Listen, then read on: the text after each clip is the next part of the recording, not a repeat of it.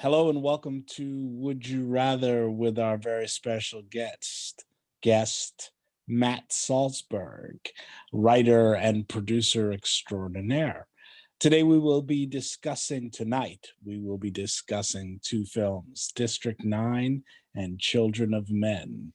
Can you see a theme here? If you like these videos, please like this video specifically and subscribe. Thank you. How does Matt describe Matt? I describe you as writer and producer extraordinaire. Yeah, I wouldn't describe myself like that. But thanks. Okay. I like the way it sounds. Hey, listen, we're all getting by. I'm just trying to make more movies and TV shows now, and I know you all are too, and you've got some great material as well. And hey, listen, we're all in this together, and what else can we do, right? Just keep moving forward. And yeah, the theme, right? That I guess you all put the pressure on me to find something that a couple of movies to put together and talk about. And two of my favorite movies, Children of Men, which I think is one of the great movies of the last 20 years, and District 9, which is just really fantastic. But they have the theme of immigration and refugees, more specifically, that is unfortunately pretty darn pertinent right now, and I guess has been for a long time. But those are the movies that I chose. Absolutely. Caroline, you want to kick us off with an article? Well, I mean, here's the thing. There's so many depressing things about the whole immigration and refugees. I thought I would start really just with, I do try to find lighter fare. So I did find this post about 3 Cubans who subsisted off of coconuts for 33 days on islands. I just thought that was interesting. Obviously, doesn't have the import of a Children of Men or District 9, but more specifically, let's see. If I go to, I like that story actually. Yes. May I interrupt for just one sec? Sure.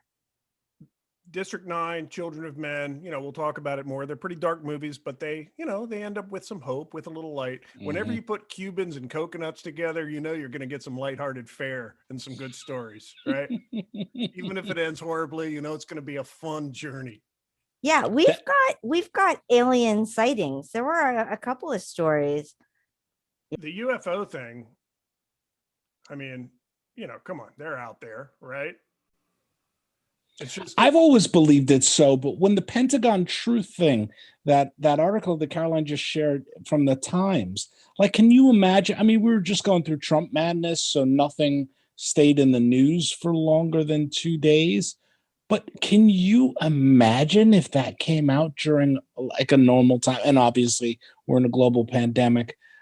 If that came out in normal times, wouldn't that be the story for a while, that the Pentagon had footage of aliens that they just haven't been showing us for 45 years? Yeah, our attention span is so tiny right now, right? And people, especially among the last 4 years, who have had the biggest microphone have really taken advantage of that. And so any fucking thing they could throw out there to get the gerbils to look this way, right? Hey, UFOs. Hey, we know who killed JFK. Hey, check this out. They would do That's what I thought. I thought Trump would take advantage of that. I thought he would be like, look, UFOs, gerbils, look over there. Yeah, but he wants all the attention on himself too. Right. I guess that's right. I don't know if he was looking to get people's attention or whether he's looking to attract aliens, thinking he could cut a deal, right? He's the art of the deal. I'll get some aliens. I'll cut a deal. I'm going to be fucking golden forever. That'll get me 1,700 votes in Georgia, right? And then 5 minutes later, he's on to something else, right? Yeah. All right, so let's dive into talking about these movies. Let's get the easy questions out of the way, because they are easy with these movies. We always ask, Matt, are there any black folks in these movies? And by God, in both of these movies, chock full of Chiwetel and black folks all over the place. So we can walk right by that one and feel happy and satisfied there. Asian? How are we feeling about any? We have Southeast Asian, right? But we don't have anybody else Asian in either of these movies that I noticed. Anybody else here? Check my math. Caroline, am I missing anybody in No, either of I these don't movies? remember. I mean, I had seen these movies long ago, but I obviously remember the black actors, undercurrent. But yeah, the Asians, they never show up unless it's a Godzilla movie of some kind. And Hey, even then, it's just in the background. They're just extras. all right. Onward. Let's talk about the movies. Let's start with I think let's start with Children of Men, just because it's so much heavier, and District 9 actually has some laugh moments, but Children of Men, woo, like you said, Maddock, it does have a somewhat happy ending, right? Humanity will go on. We will have children. We think, right? Nobody's going to kill her. She's going to be okay. But woo, that's a heavy, oppressive film, right? Yeah, I tell you, man, and I don't want to go back to this former guy, right? But when he was elected, I really had like visions of Children of Men type of shit being the result, right? And these militia, sort of Afghanistan warlord militia stops on I-80 and stuff like that through the country. Yeah, I really did. I thought that shit was going to happen, and listen, another 4 years, who knows, right? I don't think I'm being hyperbolic. So yeah, it was scary. And when this movie first came out, what, 10, 13 years ago or something like that, it was still so very realistic and scary and dark. I was elected, and how he was elected, and the people were behind him, and these points that he was pushing. I didn't want to touch that movie. I didn't want to look at it. I didn't want to see it, and I stayed away from it, even though really it was one of my favorite movies ever. And I do think one of the top like 10 movies the last 20 years. It's fucking brilliant on every level. So it was nice to come back and watch that again, knowing that things here with us could be a whole lot worse. You sort of got from watching the 2006 dystopian view of the future, and then having lived through a horrible future a bit, you feel like we dodged some bullets actually and didn't get all the way there. I do. Yeah. I do. I do want to say that like that movie is so beautifully oppressive. Because really, since women stopped being able to have babies, what's left to hope for? Quran makes it in this movie so beautifully painful that you keep watching. That's a hard thing to do. It really is. And you know what? When it first came out, it wasn't as realistic as we know it could be now, right? 10 years later, 12 years later, whatever. But now I'm thinking, fuck, the only thing that's different is the fact that, women can't get pregnant. Right? Right.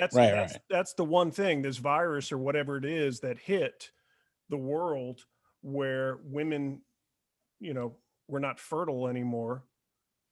Now, I mean, birth rates, at least in developed countries, are declining. And are they?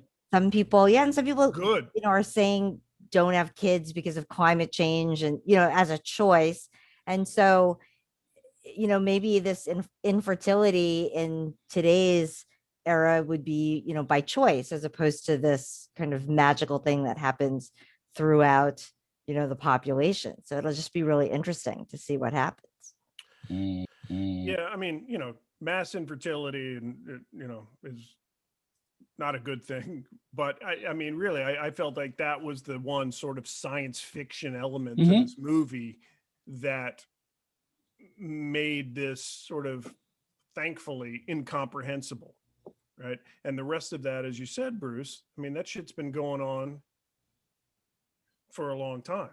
And yeah, you look at the Holocaust, never again, and all, and this shit brought you right back there. I mean, Cuarón's film, the way he just brought you into this world, into this awful, horrific world, not just in the camps, right? But the way other people coped with it and dealt with it, and it was just immersive, completely immersive. It was great to watch Children of Men again, and to know that we got through it, and we did get through it. We always have to be vigilant, right? It's I've watched these shows y'all have done, and they're always very light, so I'm sorry to get so heavy. No. It's heavy. The We topic can is have a heavy. heavy one every now and again. The world's heavy. I mean, like I was saying to Caroline when we did our 2020 retrospective with Contagion and Get Out, I couldn't watch Contagion for most of the pandemic. Like I just couldn't, and I'm the ultimate sci-fi geek. I just couldn't do it until a little bit before we did that episode. So hey, it's been a heavy time. We could deal with it. We're big. We have children. Let's talk about District 9. Cute little aliens and funny looking aliens, and then they run around and shoot each other with big guns and stuff. It sort of becomes an action movie. You know what I mean, with very straight themes, and it could have been a John Ford Western. I'm not degrading it. That I'm saying that it becomes something very okay, that's where we are. But it starts out as a metaphor for apartheid, and it's rough. Why are you here? Why don't you just leave? How do your weapons work? But again, very realistic, right? And based on not only the South African experience, as you noted, but refugees and minorities in general, right? Mm-hmm. And when I said it's lighter, it's just lighter in that it's more fantastical. Mm-hmm. There's aliens running around. And there's laser guns, right? Yeah, right. But it's like, these people are here. What do you do? And I think he did a really brilliant job right from the beginning of bringing us into that. And I think this sort of faux documentary really worked for that in a big movie. And you see these people land there. It's like, what do you do? Right. And the politics becomes an issue.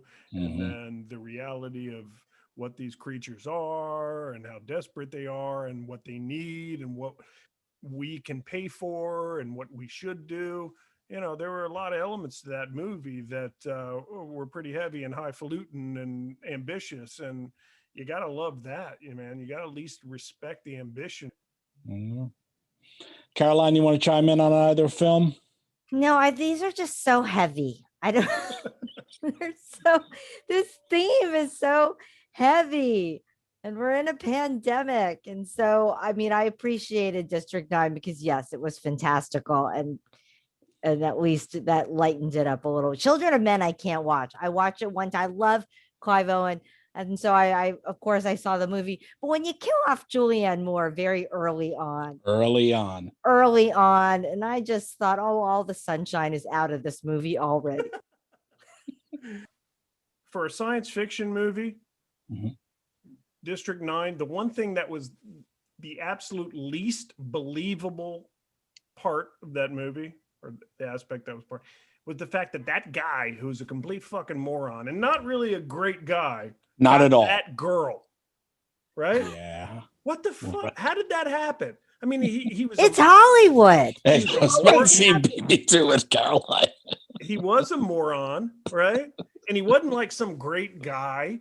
And he's not smoking hot. No, he's a good-looking guy, like a jackass with the ties and the short sleeve button down. It happens in Hollywood all the time. It's like that. That's the whole premise of Knocked Up, right? I mean, really, Katherine Hagel, really. I can't contain herself, really? I don't think so. She's gorgeous. She's smart. She's caring. She loves him. Her dad's a fucking billionaire, and this is the guy, right? Because he makes like flowers out of wood chips or something. I don't get it, man. Anyway, Matt Salzberg, our guest. Which would you rather? Children of Men, where let's assume obviously that you're on the Clive Owen side and getting chased by the horrible people, or District 9. What was that, Chen Chen? Oh, she's asking if you could please subscribe and like this video.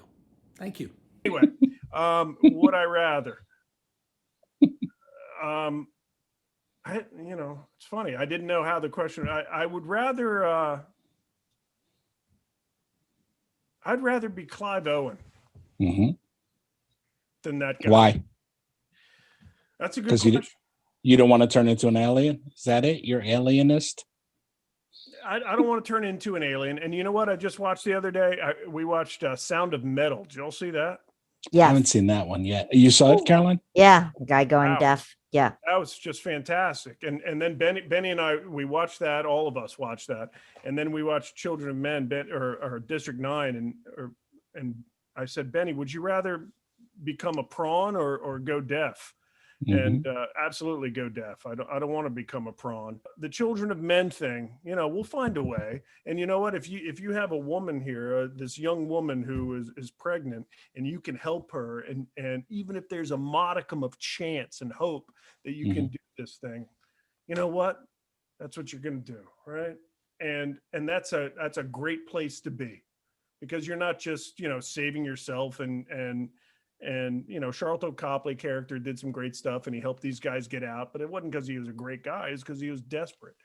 And he didn't want to be a prawn. But the Clive Owen character, that guy, Theodore, I mean, he was another guy who was completely jaded, but he had his eyes on the prize. He knew what mattered. And he ended up doing the right thing, and that's the guy I'd want to be, man. You do the He's right Rick from Casablanca. For the right reasons. Yeah, he's the modern day Rick from Casablanca.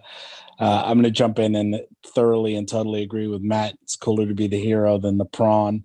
If I have to do one or the other, I'm absolutely taking Chase Me Around. At least I understand what's going on, and I can feel like I have some mission in life. Caroline, which would you rather? Here's the thing, right? I mean, so I'm bringing the female perspective here. Please. And District 9, I feel like it just doesn't really have any, like anything to do with me. I feel like, you could really sit by the sidelines if you just don't read the news. La, la, la, la, la, that's it. So I could happily live in that world. Children of Men, whoa, disaster right there. I mean, it's definitely bringing the female violence. perspective. Yeah. It's all over the world and clearly affecting me. So yeah, no thanks. Not going anywhere near that movie. Clive Owen notwithstanding. Who doesn't love a Clive Owen hero? But that's another movie. So you're District 9? You're choosing? Yes, I am District 9. I kept thinking, because I am really of Florida now. I kept thinking, what's the Florida angle in all of this? About to be my next question. What are the reasons why we don't have children anymore? And of course, you probably saw this story. It's because this is what young people do these days, right? Did you see this? Two women, of course, they're from Florida, because the Florida man's got nothing to the Florida woman. Like they're in their 30s and 40s, dressed up as grannies. And this was to get their COVID dose number 2. The second dose. Which means that it worked the first time. But see, this is the kind of stuff that happens. That's why, someone from on high is just going to be like, okay, no more children, no more people. We don't deserve to live. Do you guys ever remember the Darwin Awards? And they used to put out the Darwin Awards, and they'd have contestants, and it was the dumbest death. I've never heard of the Darwin Awards, but it reminds me of a joke. I'm from the South. I'm from Virginia, which isn't deep South, but it's South enough, right? And I love Virginia, man. I love Virginia. I'm from Norfolk, Virginia. All my best friends and family are still there. Love it. But here's the joke, and there's a lot of truth behind it. Caroline, as a comedian, you will know that there's truth behind the best jokes, right? What are a redneck's last words? I'm not touching that. I surely don't know. Hey, watch this.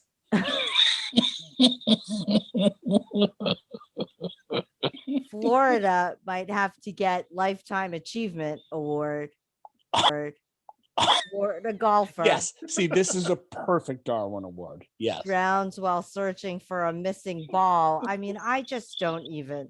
Maybe this was even mini golf. I don't know. Stay away from the golf, Caroline. All right. I think we've done it. Matt and I will go and probably get jacked up in excuse me, sweetheart. My cat wanted to join the show.